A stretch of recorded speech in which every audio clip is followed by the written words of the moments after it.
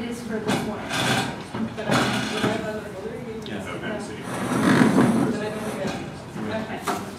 Did you need a copy of the evaluation summary? yes. This one, another one. It's a wobbly one? That's okay.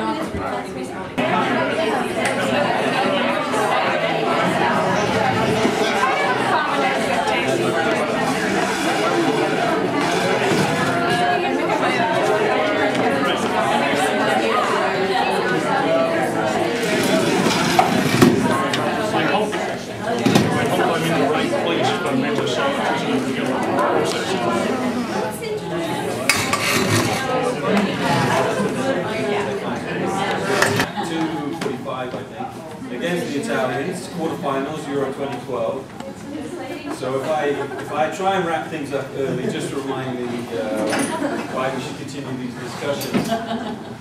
Really, I mean, it's a pleasure to welcome you all to Montreal. It's a pleasure to welcome you to today's meeting.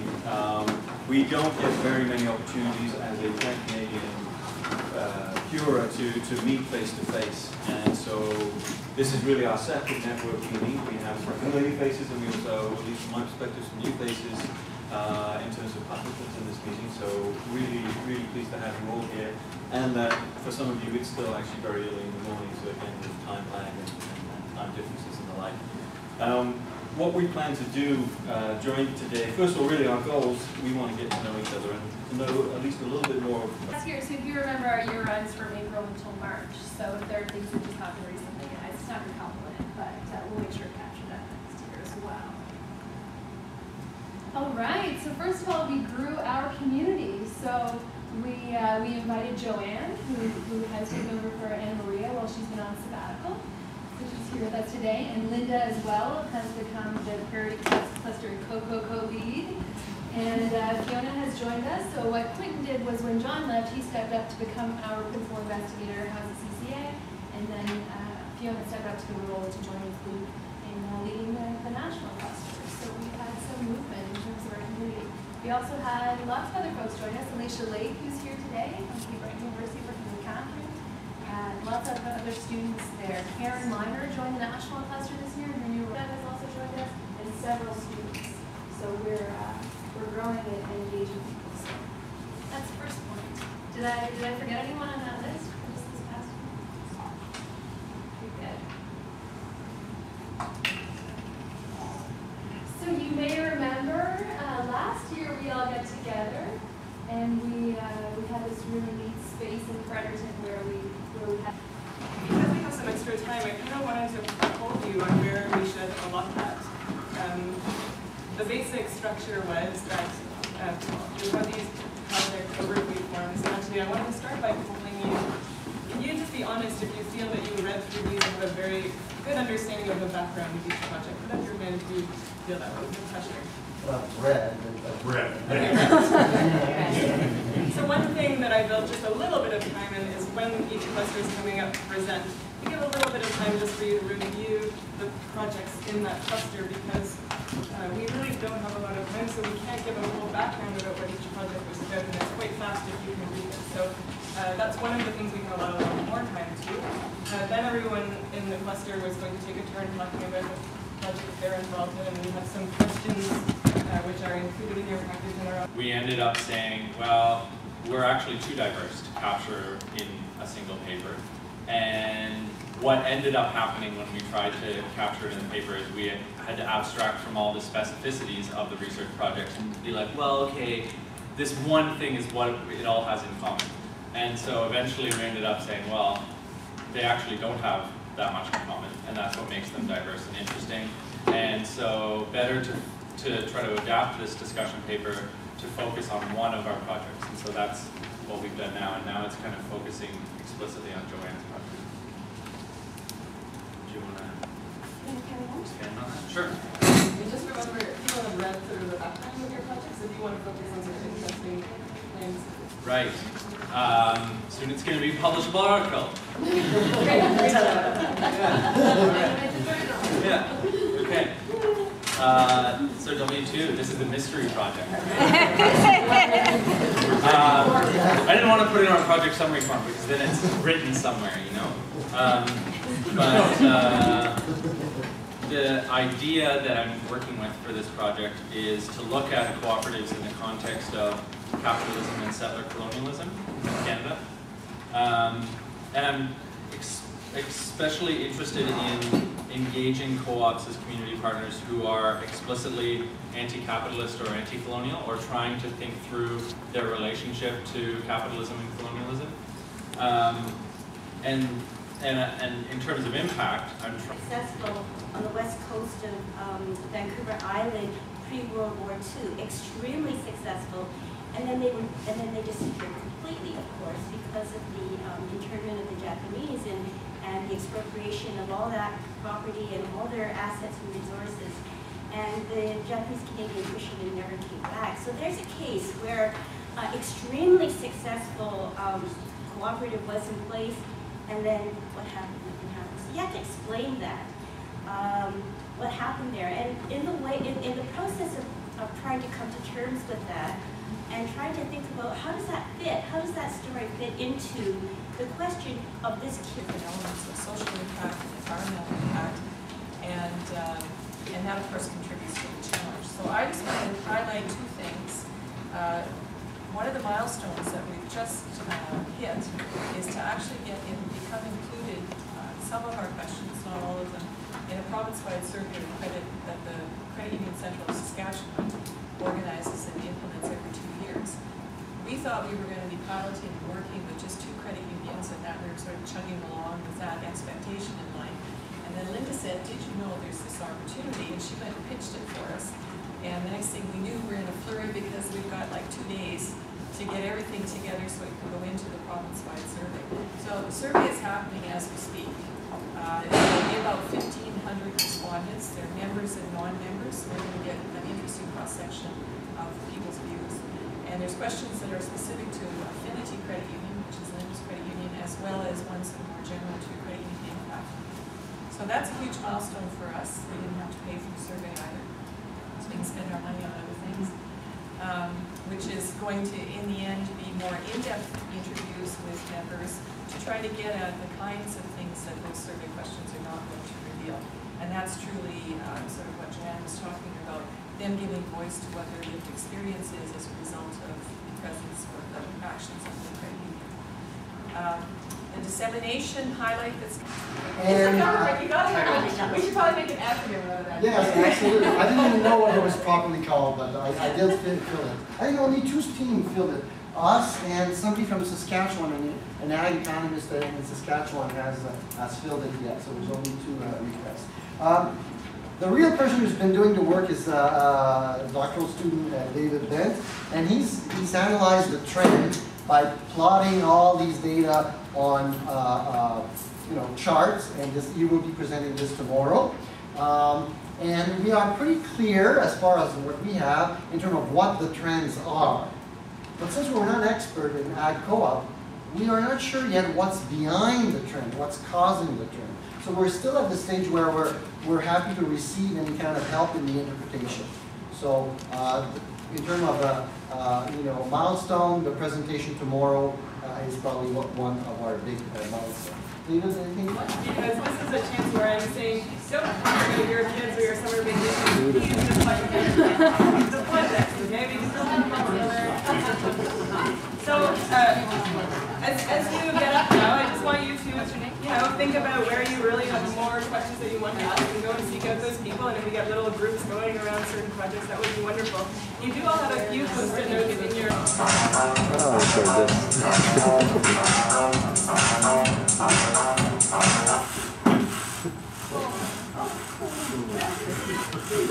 Have you seen their yoga video? It's ridiculous.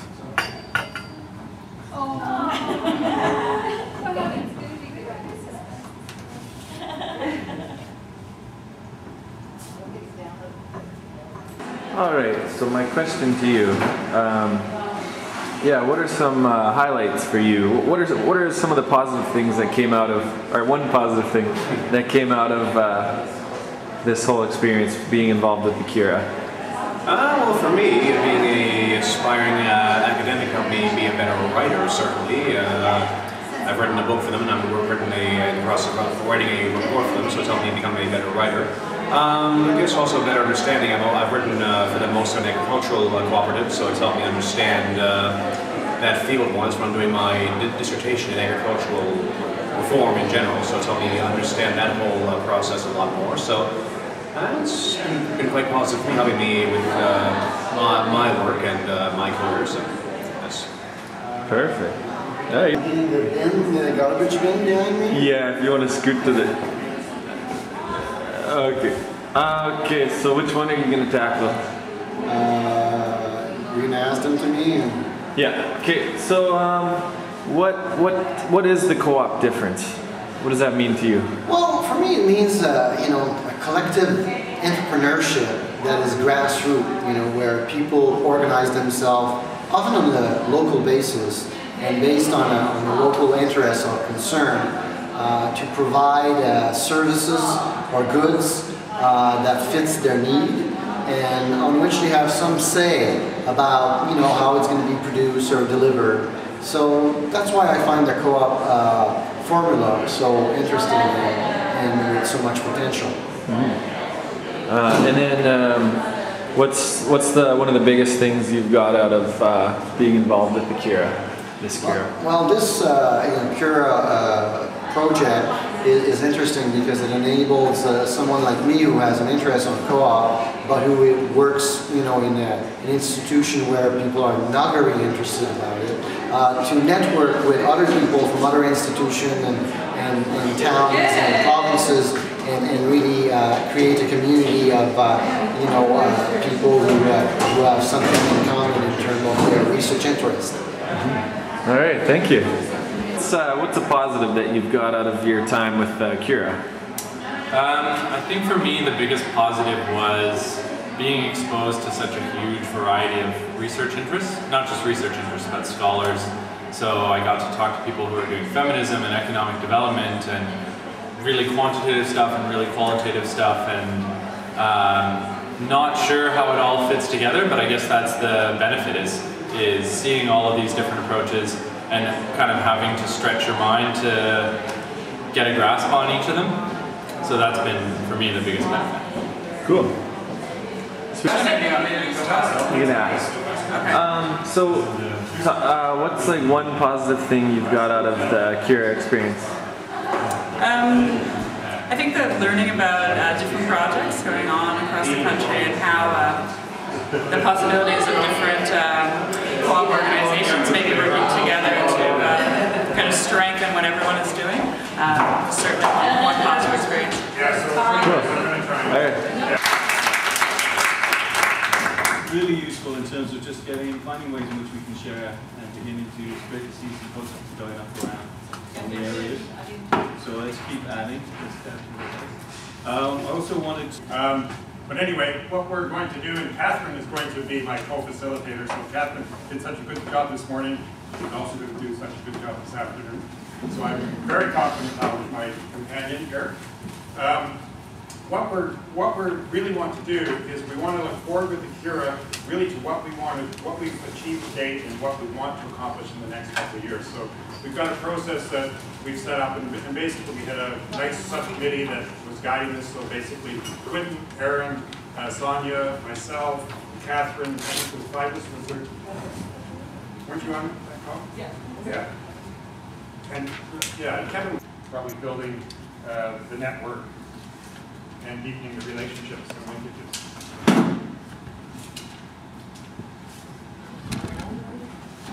Okay, so inform public policy regarding the role and value of co-ops. So why local, provincial, federal governments should support co-ops. A community-friendly economic model. Influence and create change at the federal and provincial levels to ensure effective support of infrastructure for co-ops. Effective research and policy influence.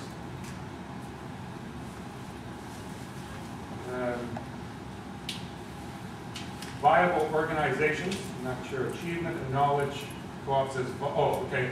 So public policy aware of the viability and sustainability of cooperative organizations. Same advantages of the cooperative business form. Potential of co-ops to lead in the new economy.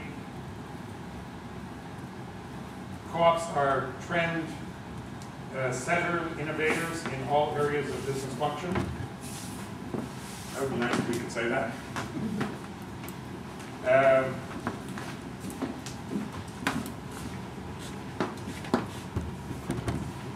There's work to quantify and effectively measure the cooperative difference to promote cooperative development and cooperative policy. A more thorough and coordinated plan for cooperative promotion and development.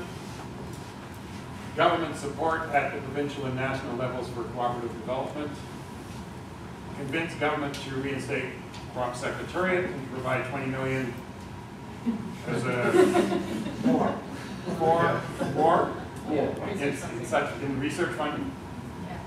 Strengthen provincial laws for supporting credit unions. And governments at all levels understanding how co-ops work and they should be actively supported. I can't read it all, but that's pretty close.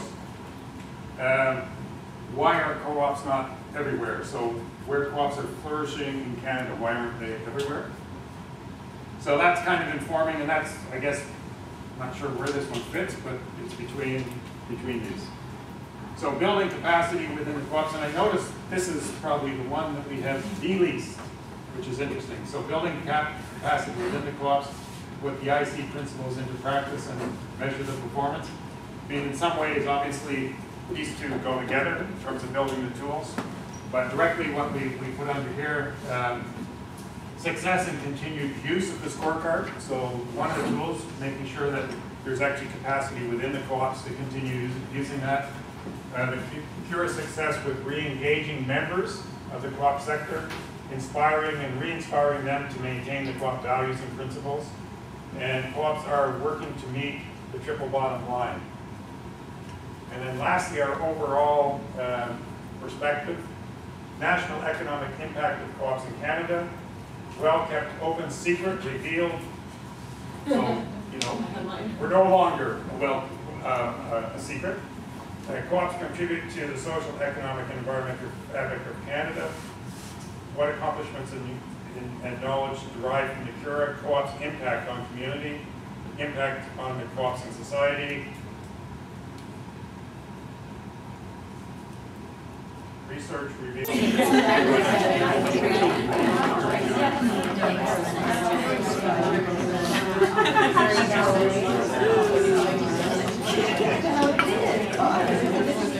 It's amazing how much better standing up makes you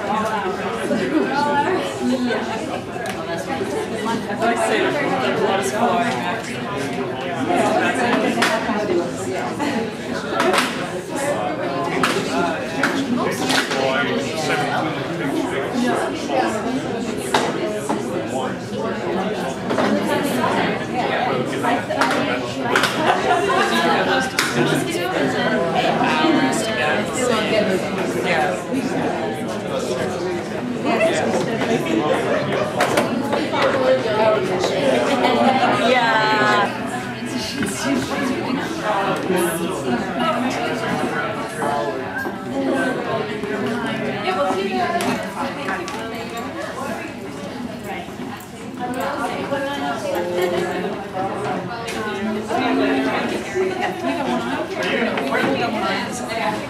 Going to watch the ball game? Where? Well, how is we probably to play host?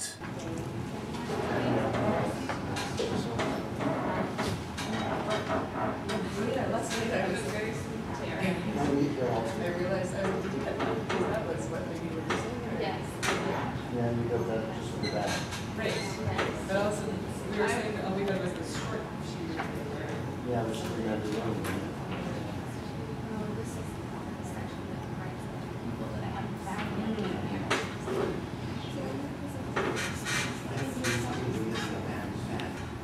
It's my pleasure to be the moderator for today's presentations. We don't actually have our second presenter at the moment, but I'm confident he'll show up once he's made his way through the maze, which is this building. We have our first presenter this morning, which is David Bent from the University of New Brunswick, who was working on a project to look at trends and challenges within the Canadian agricultural co-op system between 1992 and 2008. David will give you more of an introduction around what that project actually was about and how it came to be, but it was part and is part of the Measuring the Cooperative Difference Research Network, and so very pleased to have this first presentation. We will have a second presentation from Paul Sabine, who is with the Alberta Community Cooperative Association, which is another study which looked at the survival rates of cooperatives in BC and Alberta. And again, really talking about how cooperatives thrive and survive in some pretty challenging circumstances.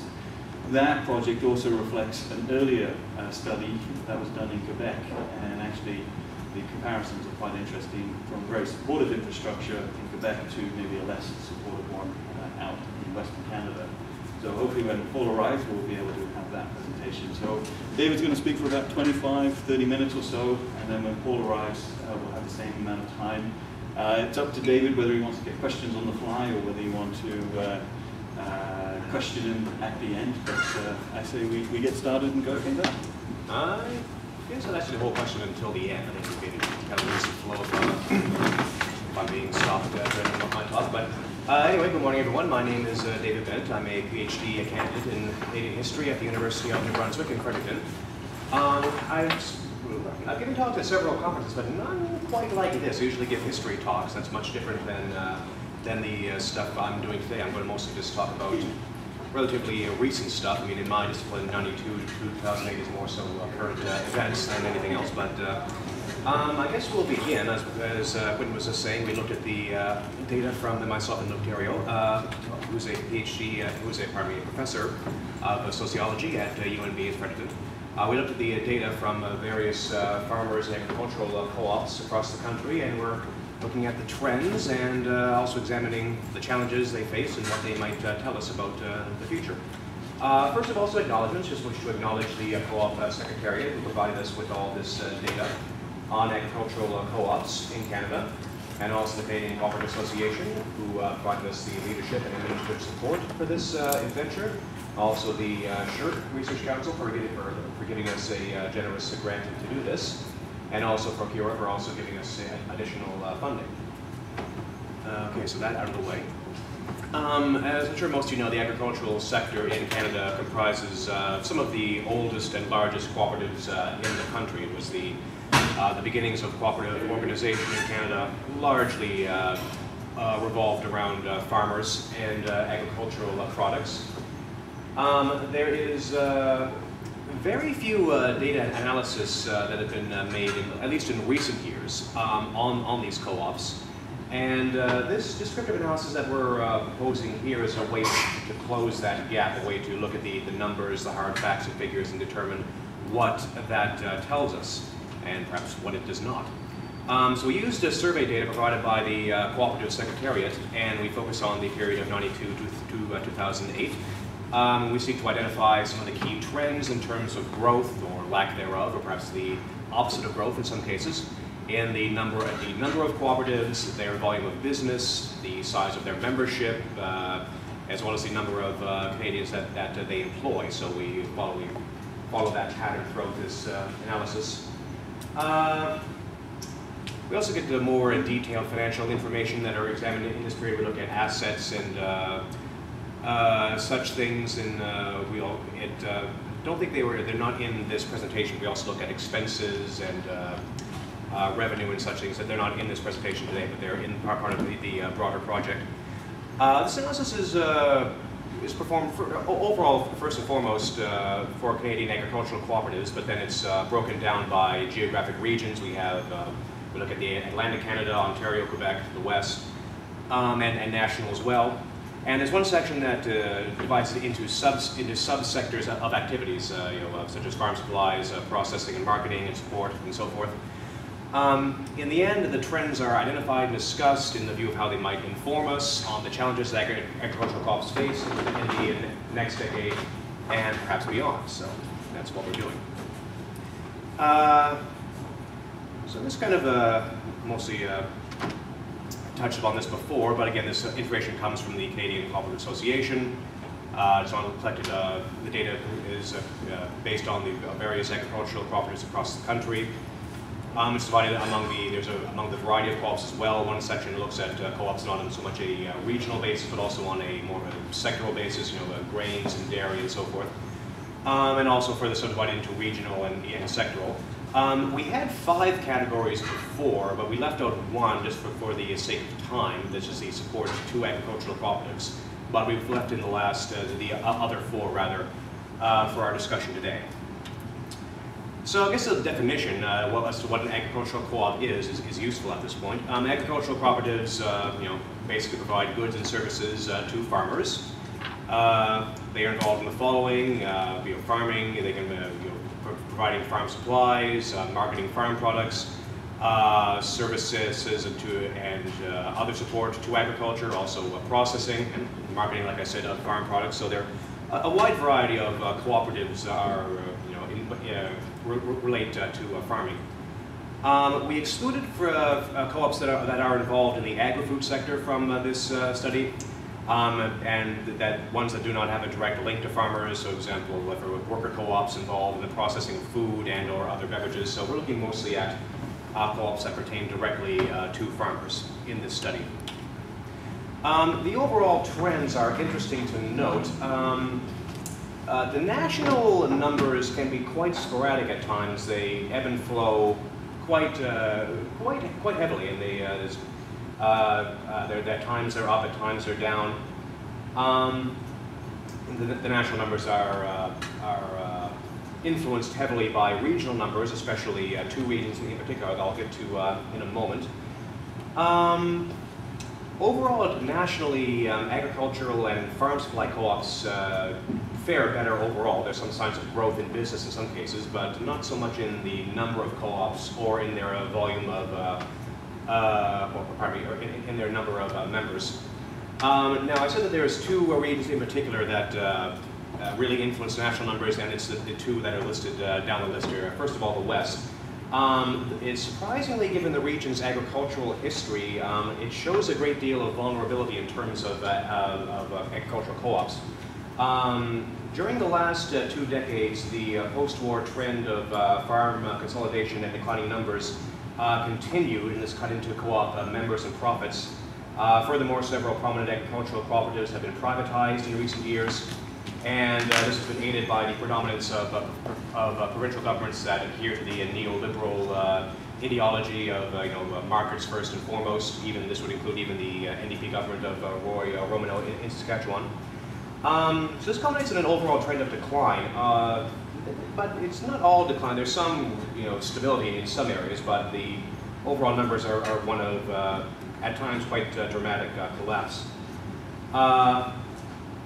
Quebec is the opposite. It shows to the west. It shows striking growth in most regions. Not quite as dramatic a growth as the collapse in the west. But if the numbers aren't growing in Quebec, they're almost consistent.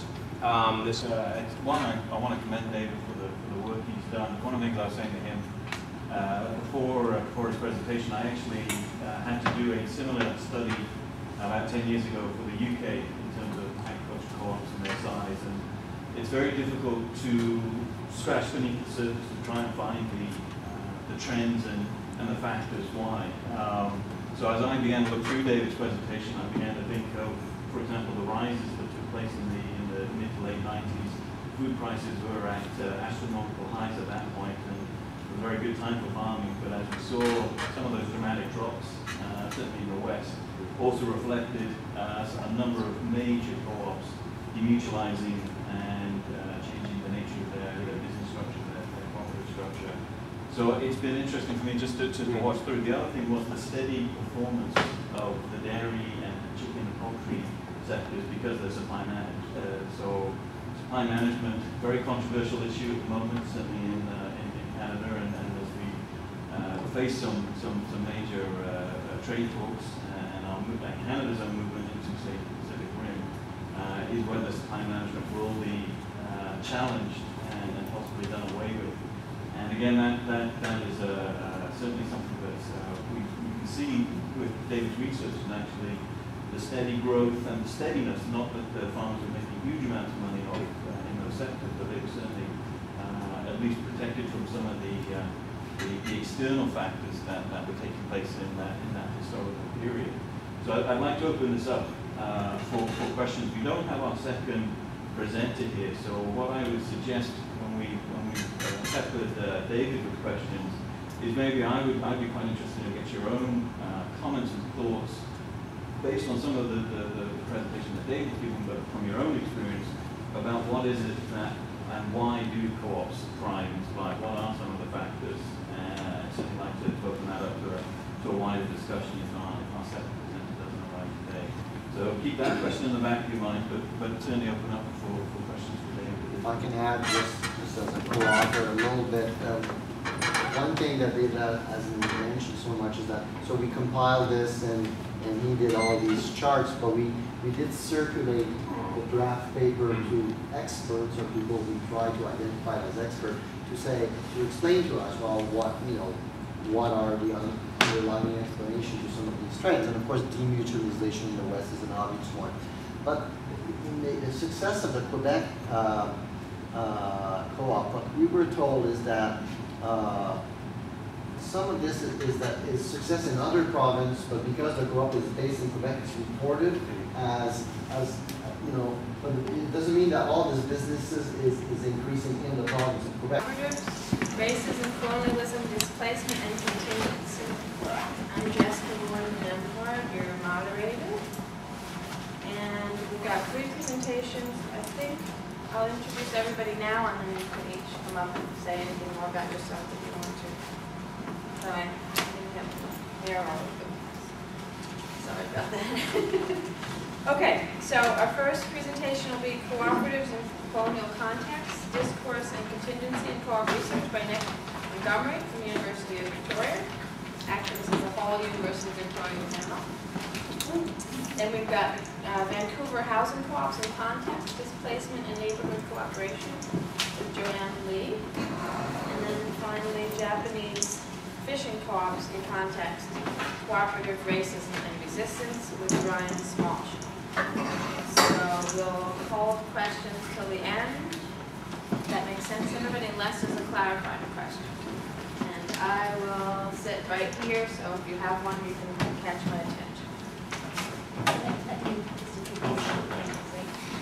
So let me just introduce where this panel came from. The 3 of us are working out of the University of Victoria Centre for Cooperative and Community-Based Economy. This project is funded by the Cura on measuring the impact of cooperative difference. And so the way we framed our presentation to you is thinking through this question of cooperative difference and impacts. And so Nick is going to do lay out some of the conceptual work that we've been thinking on. And then Brian is going to highlight some of the things that a case study of Japanese-Canadian fishing co-ops on the West Coast during the first half of the century reveals in terms of understanding contingency and emergence of co-ops in their context. And what we're arguing is that we have to begin taking seriously the emergence of cooperatives in their situational context, and in this particular case, the context of racist exclusion. Then myself, I'm going to continue that theme of racist exclusion in the sense of what does cooperation in the community during the time of urban renewal in the 1960s tell us, and then why did they, the community, begin to move into developing housing, both cooperative and strata title forms of housing. And then Nick's going to conclude a game to draw some themes together. So that's the lay of the land. Okay. So this is a kind of theory-heavy presentation, but I'm going to try to make it accessible and work through it, and it involves a lot of kind of theoretical concepts that we've been developing and working through it. If I'm repeating myself, I'm just going to say that that's part of the iterative process. Because part of it is actually in the presentation this morning, Mitch described it as wicked problems. And so I think we're working with a whole set of wicked problems. He defined that as problems with no easy answer, no quick fix, and it's connected to a whole set of other problems. And so we are trying to work through this whole set of wicked problems. And I guess to start, I want to position myself, and so I'm a white able-bodied heterosexual man, so I benefit from all those histories of oppression. And that's kind of, in a way, that's our starting point, is how do we think through cooperatives in the context of all those intersecting forms of oppression.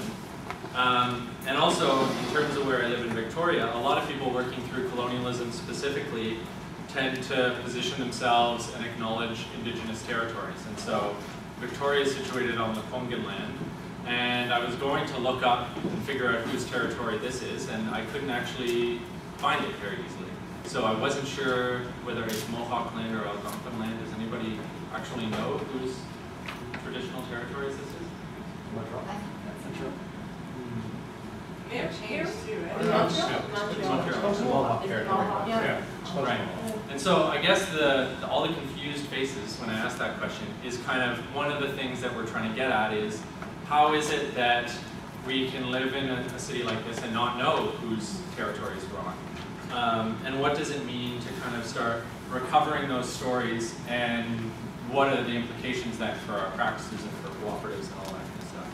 And I guess the other important piece that frames all of our presentations is this is all in the spirit of dialogue, and so we don't have any firm conclusions, and the intention with all of these presentations, I think, is to say, here's our preliminary research, and throughout our research we're trying to raise questions and create a dialogue. So if you have questions or answers or ideas or critiques, we want to hear all of them. And the other piece of it is we're all pretty interdisciplinary. So Joanne's from Women's Studies, Brian is a critical historian, I'm from political science and cultural studies. And none of us, I think, kind of started out saying we're going to start researching cooperatives as our main project. We came to cooperatives with the baggage of our disciplines and the kind of critical thinking that we had, and this is what came out of it. So if you have a problem with our presentations, you should blame Women's Studies. I'll take the blame. Right. So the kind of context that we are specifically thinking through in this set of presentations is colonialism and racism, and how that's connected to nation building, specifically Canadian nation building, but also we can think of it internationally. And I'll talk about a couple of international examples towards the end. So some questions that come out of that immediately are, how can we tell alternative stories of cooperatives, non-dominant stories? How do we attend to these dynamics of racism and colonization and nationalism? What does it mean to start thinking through the fact that those aren't just problems out there that we're confronting, but they're problems that are in here that we've internalized, that we reproduce in our everyday practices? And so what's the implication of that for cooperatives? What does it mean to adopt a critical and decolonizing framework in co-op research? What are the obstacles to critical co-op research? And so that was one of the things is we said, okay, we want to do this, but we kept kind of hitting up against these things and we weren't even sure how to articulate the obstacles, and so this kind of iterative process is us trying to figure out what are the barriers, how can we name them, how can we work through them, and what concepts, fundamentally, like what concepts, what methodologies are actually useful for this task.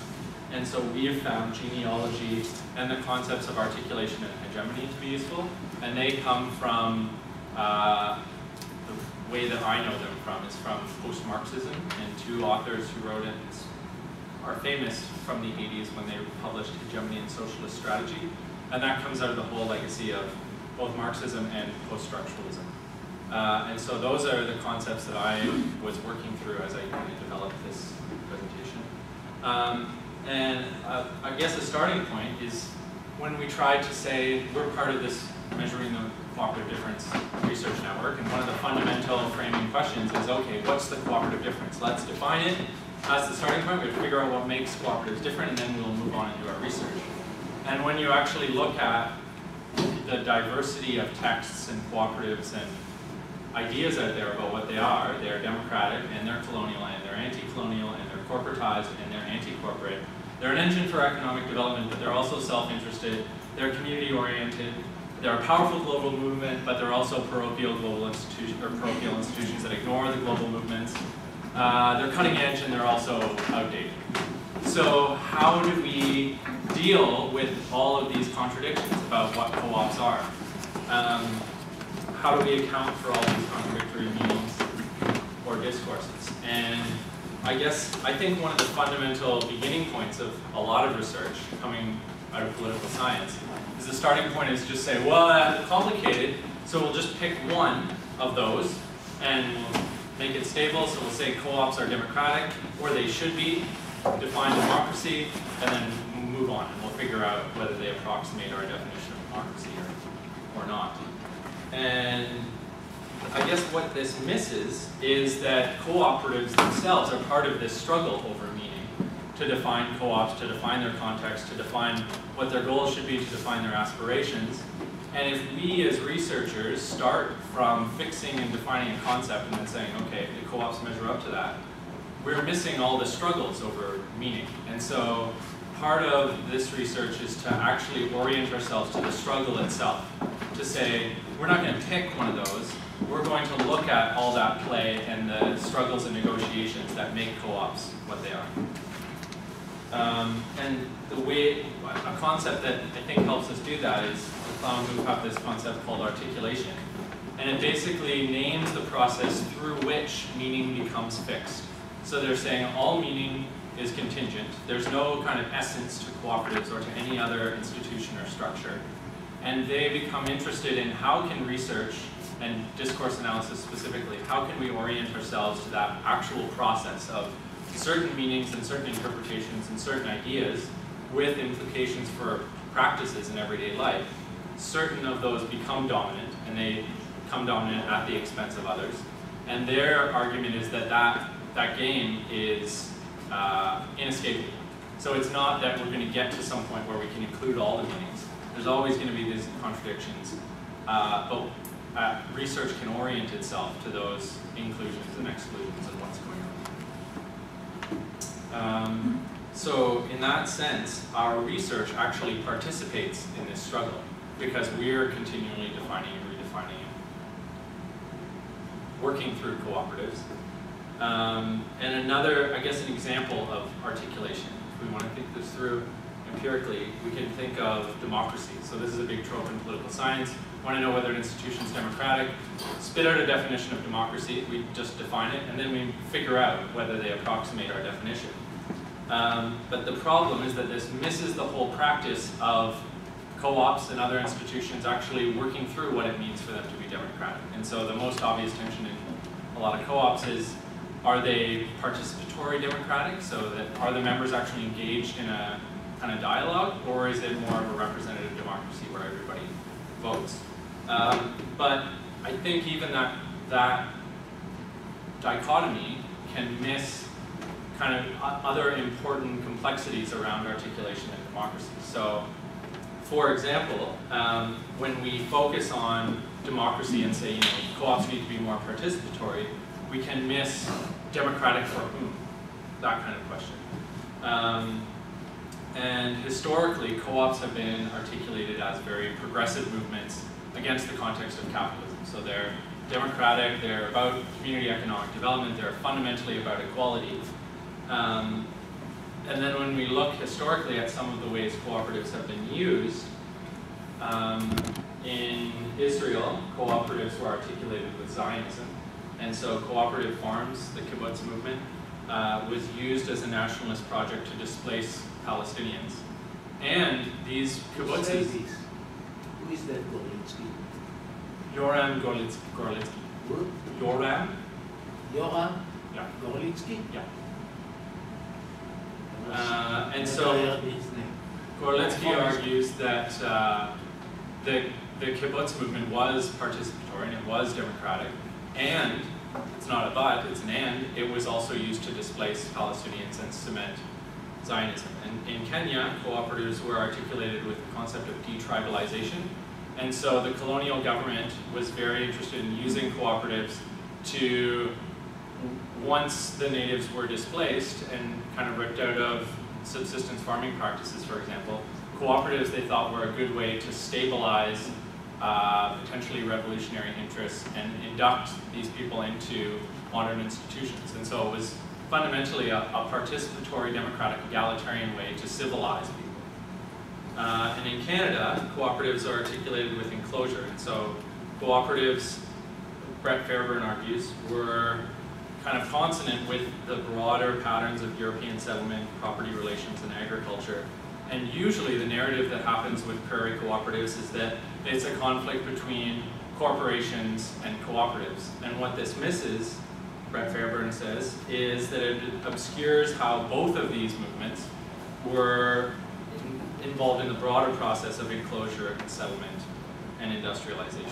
And so these are the kinds of things that we're trying to get at when we think through colonialism, and that I think articulation is especially useful for. So one of the implications here is that it's not that these examples of colonial cooperatives are a few bad apples, and they're actually very consistent with the ideals of democracy and equality and good governance and all those things that we say is important about the democratic potential of co-ops. But the insight of articulation is we have to always be critical of those ideas and say, whose interests are they serving, how are they working, how are they articulated with other movements, and a lot of that in Joanne and Brian's presentation means looking at fundamentally what's going on the ground, how are people thinking through these ideas themselves, and how does that influence everyday practice. And so whether or not co-ops are colonial is a kind of sometimes and maybe question. The point of articulation is to show that co-ops are radically contingent. There's no kind of essence to them, there's no fundamental structure, and if we start there and say, fundamentally co-ops are democratic because all the members vote, then we tend to miss a lot of these contextual factors in. And what we're going to get from Joanne and Brian's presentation, I think, is a more hopeful story that co-ops aren't just colonial, they're also a means to resist displacement and racism and colonization. And so Brian and Joanne are going to both provide examples of this, and they pay special attention, I think, to this play over meaning and how meaning is always a product of political struggle. And so by orienting ourselves to those meanings and the implications that they have for practice, we can kind of get at the contingency of co-ops and sort out the implications of these different and contradictory meanings.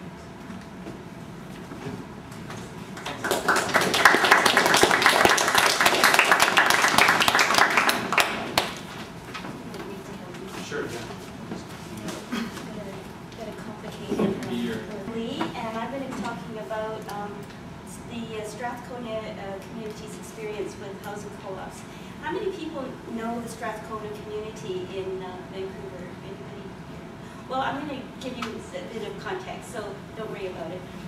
So slide one, and then the purpose of my talk here is to give you a sense of the study that we've just recently started, and as Nick said, I'm really being modest here. I'm not making a lot of huge claims. I really invite you to share your reflections and comments with me. Slide two. Sorry, that is slide two. Strathcona is a low-income traditional immigrant settlement neighborhood located next to the historic Chinatown in downtown inner city Vancouver. In the 1950s, it was identified by the city as a blighted area. In other words, it was a slum, and it was slated for wholesale demolition.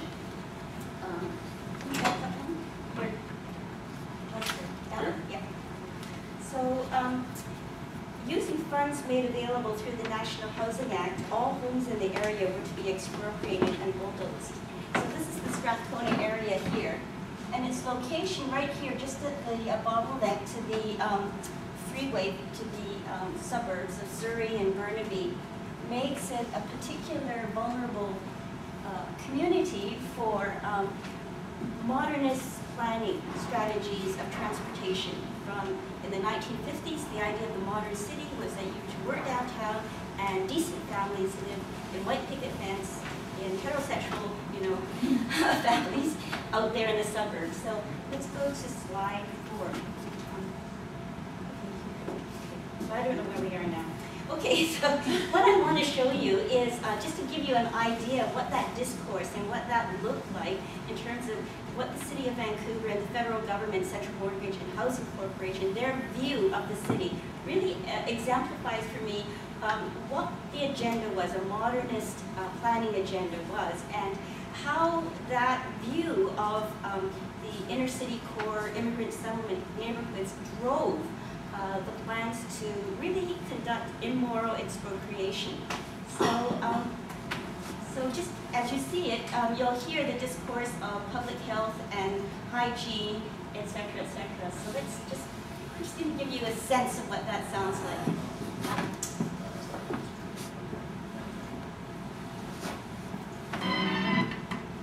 It really has that 1960s.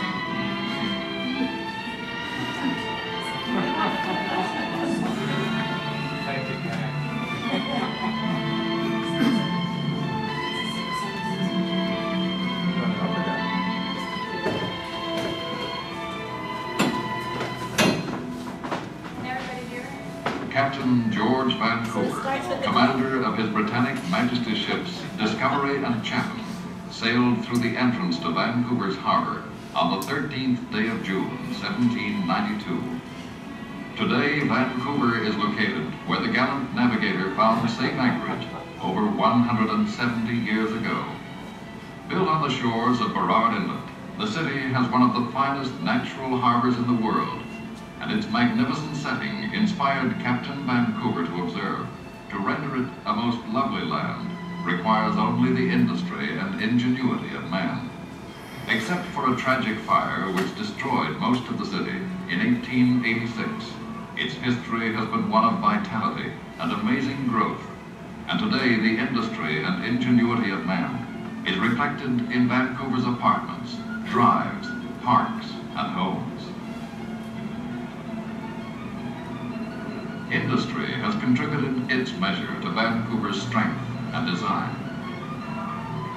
Modern roads, bridges, tunnels, and freeways connect expanding local and suburban districts with the heart of the city.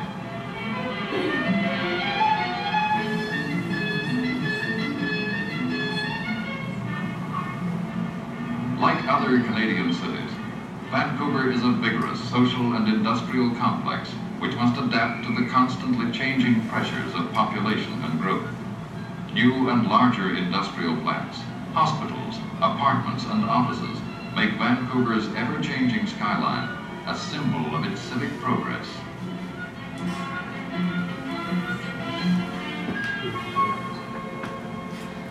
Okay, here it changes. It's silent. This is the blight. Okay, let's stop there. Blight. Look at the representation. I mean, there's a little bit, if we go on a little bit further, it's very strategic in terms of the kinds of bodies it positions in blight. And it positions, initially, white trash kids. The greatest threat to a white nation is the contamination of white bodies. And so anyways, this is now remember that this is a traditional immigrant ethnic settlement area, low income, and also just to bring the gender dimensions, a lot of the single men working in the logging and mining companies were also living in rooming houses, and that was undisciplined men without families, right, were a real threat to the social order. So there were lots of reasons why the city would want to clean out and demolish that area. So basically what had happened was that this video was produced to convince CMHC to use National Housing Act funds with the provincial government and the municipal government contributing 50% from the provincial and 25% from the city, money to fund a planning study to justify urban renewal. And basically, under that plan, the neighborhood was to be, all the homes were to be expropriated and bulldozed, the residents dispersed, and new public housing projects were to be built. And basically 2 phases of this urban renewal project was implemented before the community decided to organize, mobilize, cooperate to resist this project. And they were very, very successful. They took action and began to plan and develop their own neighborhood. And here's an effect, an impact of cooperative development in that change is inevitable. It's not that they tried to stop change, but they really wanted to control the rate, speed, and direction of change. And then looking historically backwards in this case study, I'll be able to demonstrate to you how effective that was. Within 2 years, from 1968 to 78, SCOTA halted the, so we can go to slide 6. Do we not get to watch even a little bit of the blight part? Do you want to watch a little bit more of the blight? Yeah. Okay, okay. All Buildings right. built with such hope and care at the turn of the century are dying board by board, and the property they occupy dies with them. Most of Vancouver is kept strong and healthy through the normal process of land and building renewal. But in areas such as this, nothing happens except dilapidation and decay gets worse each year. Property values fall, and blight is the result.